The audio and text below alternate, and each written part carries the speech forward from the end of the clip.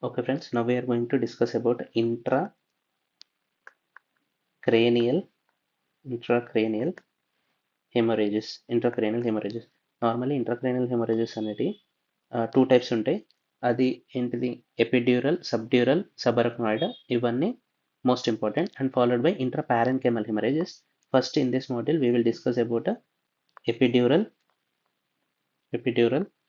Subdural అంటే meninges కి సంబంధించి epidural, subdural and subarachnoid. Epidural, subdural and subarachnoid haemorrhages. Now దీంట్లో మోస్ట్ ఇంపార్టెంట్ పాయింట్స్ ఇప్పుడే మాట్లాడుకోవాలి. ఎపిడ్యూరల్ హెమరేజెస్ అంటే దీనికి సోర్స్ ఎక్కడి నుంచి, what is the source? The source is middle meningeal artery. ఇది ఎక్కడి నుంచి వస్తుంది? మ్యాక్సిలరీ ఆర్టరీ నుంచి వస్తుంది. మిడిల్ మెనింజియల్ ఆర్టరీ, అక్కడ నుంచి epidural haemorrhage. Next subdural haemorrhage కి we will have bridging veins. Okay, ఇక్కడ this is artery, this is bridging veins. Now subarachnoid haemorrhage కి మోస్ట్ కామన్ కాజ్ ఏంటిదంటే aneurysm rupture or AV malformation. Example for aneurysm is saccular aneurysmal rupture and AV malformation are the causes of subarachnoid hemorrhage. Subdural hemorrhage ki bridging veins, middle meningeal artery rupture అనేది epidural hemorrhage ki example. Now coming for first one, epidural hematoma, this is EDH అని చెప్పేసి అంటారు. Okay, now coming to what are the features. ఇప్పుడు trauma to the skull. ఈ skull ఏమైతే most common site wear అంటే ఎక్కడ week ఉంటుంది స్కల్లో? Most weakest part ఏంటిది? టీరియాన్. ఇది present on, it is the thinnest area on lateral skull.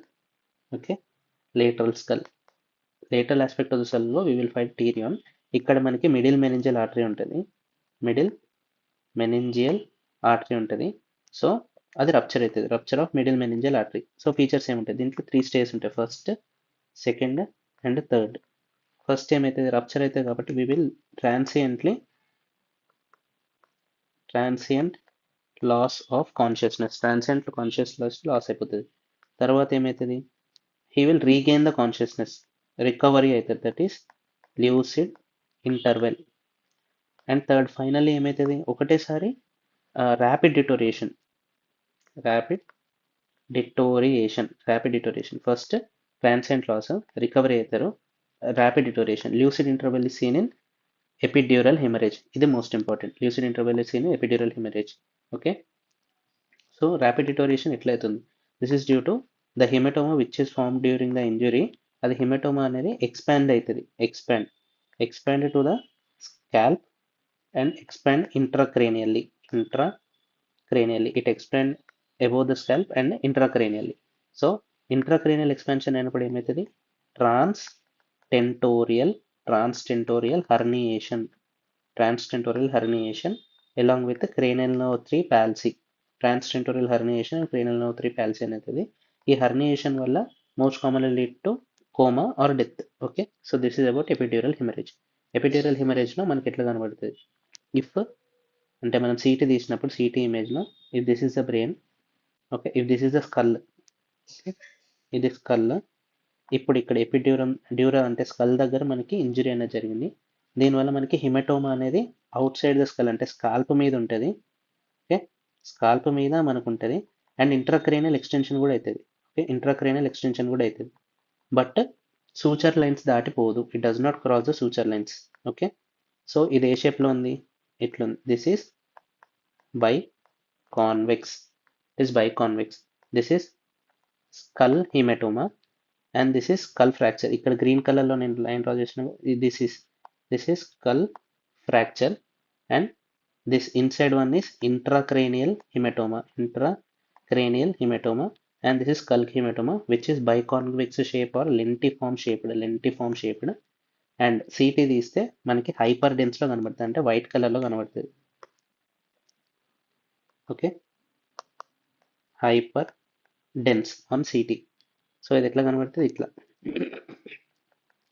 Biconvex shaped skull fracture కనబడుతుంది, intracranial haematoma and skull haematoma along with hyperdense on CT. Now this is the blood collection and it not cross the suture line, not cross the suture line cross చేయదు. It does not cross the suture line. Most importantly, it is hypertensive, biconvex shaped and scalp hematoma ఉంటుంది, intracranial hematoma ఉంటుంది, lucid interval కూడా ఉంటుంది. This is the most important one. Lapid deterioration అనేది జరుగుతుంది. So this is about epidural hemorrhage. Epidural hemorrhage. Now coming to subdural hemorrhage. Subdural hemorrhage, that is SDH, subdural hematoma. దీంట్లో ఇది ఏంటిదంటే ఇక్కడ acute injury కావచ్చు are chronic injury కావచ్చు. Okay, acute injury ఏంటిదంటే sudden onset, అంటే సడన్గా ట్రామా జరగడం, that is with rapid high energy force. High energy అంటే హ్యామర్ తీసుకొని సడన్గా ఒక పర్సన్ హెడ్ మీద బీట్ అవ్వడం, లేదంటే సడన్ ఫాల్ అవ్వడం. దీనివల్ల ఏమైతే sudden trauma and high energy impact.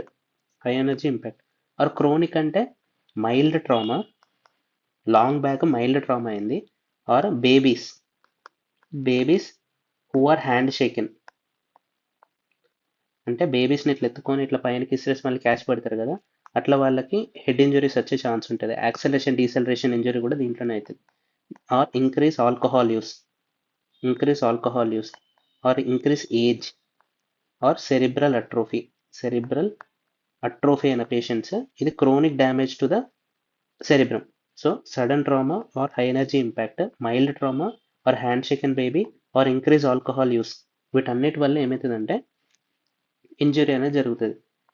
ఒకటి స్పెసిఫిక్ ఫీచర్ ఆఫ్ దిస్ ఏంటిదంటే this causes hyper dense haematoma on CT. This causes హైపోడెన్స్